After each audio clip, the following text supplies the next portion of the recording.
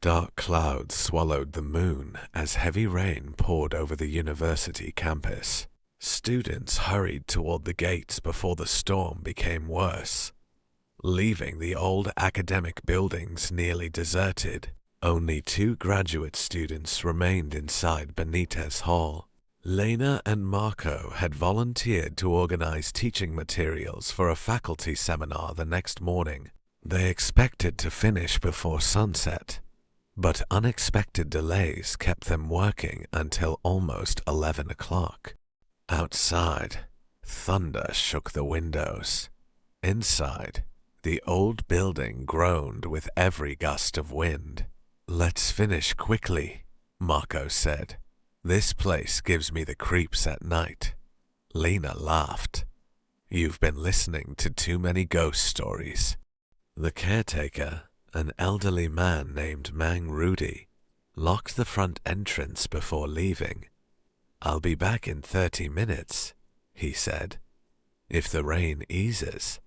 The 2 students watched him disappear into the curtain of rain.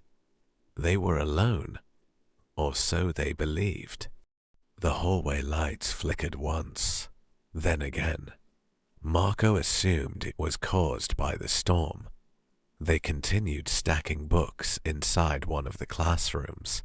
Minutes later, tap, tap, tap. Footsteps echoed somewhere upstairs. Lena stopped writing. "Did you hear that?" Marco nodded. "Probably another student." They waited. The footsteps continued.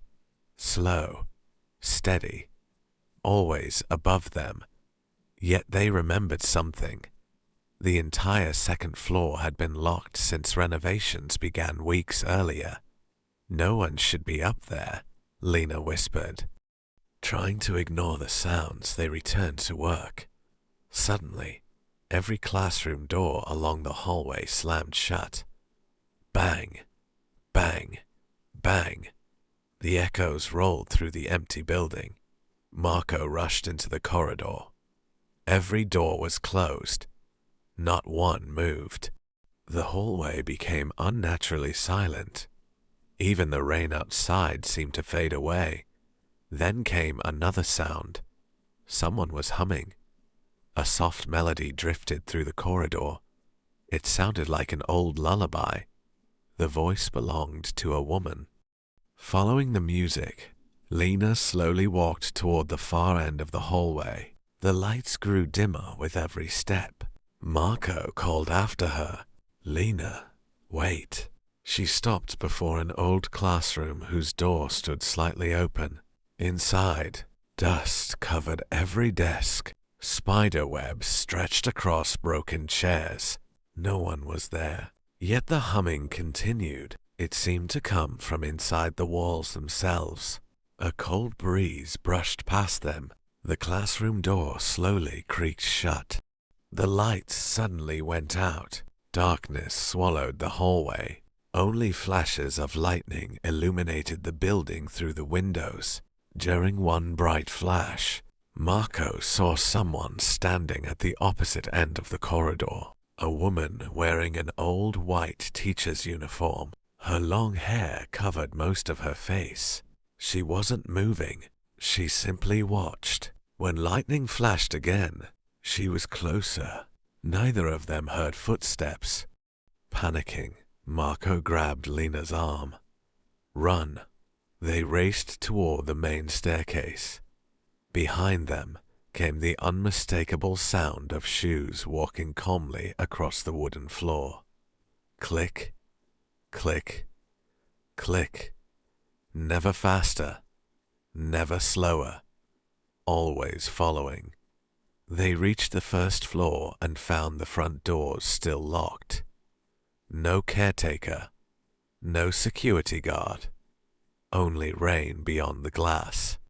Marco searched desperately for the keys the caretaker had left. Nothing. The footsteps stopped. Complete silence filled the entrance hall. Lena slowly looked behind them. The hallway was empty. Then every classroom door upstairs opened at the same time. Krayak. A freezing wind rushed down the staircase. Whispers echoed through the building. Some sounded like students. Others sounded much older. One voice spoke clearly. Please, don't forget us. At that exact moment, the front doors unlocked by themselves. Mang Rudi rushed inside, carrying an umbrella. What happened? Both students pointed upstairs. The woman, the voices, the footsteps. The caretaker stared toward the staircase for several seconds. Finally, he sighed. I told the university years ago. They never believed me. He explained that decades earlier, a fire had trapped several teachers inside another wing of the old building before modern safety renovations were made. Although no official records mentioned paranormal activity, many night guards refused to patrol the upper floors alone. Some claimed they heard lessons being taught in empty classrooms. Others reported hearing chalk writing on invisible blackboards. Lena and Marco never stayed late inside Benitez Hall again.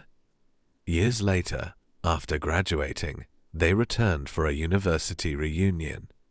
The building had been renovated completely. Fresh paint covered the walls. Modern lights replaced the old fixtures. Everything looked brighter, more welcoming. As they walked past the second-floor corridor, Marco glanced through one classroom window. For only a second, he saw rows of students quietly seated at their desks. At the front stood a woman in an old-fashioned white uniform. She smiled gently. Then the classroom was empty. To this day, some students still claim that on stormy nights, faint footsteps echo through Benitez Hall long after everyone has gone home. And if you ever hear a woman softly humming in the hallway, don't follow the sound.